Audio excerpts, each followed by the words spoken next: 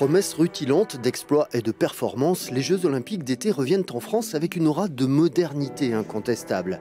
Et pourtant, il y a 100 ans, le sport de l'entre-deux-guerres challenge cette impression.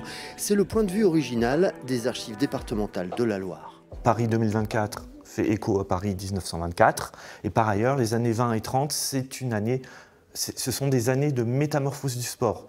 L'arrivée du professionnalisme, l'éclosion même timide du sport féminin, la construction de très nombreux équipements, l'implication grandissante du monde économique et industriel dans le sport, les progrès de la photo sportive et puis beaucoup de couvertures de presse.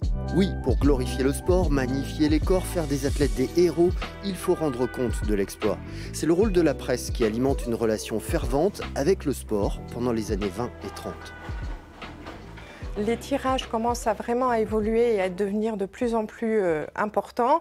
Et notamment, il y a des journaux qui se spécialisent dans l'actualité sportive. La presse va même organiser elle-même des compétitions. Et c'est grâce à ces compétitions que le public va s'intéresser aussi au tirage de la presse.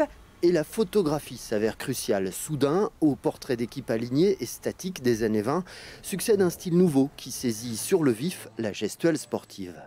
Grâce à l'évolution et au progrès de la photographie, on a beaucoup de photos de sport en action dans les années 30 et c'est évidemment ça qui est le plus intéressant.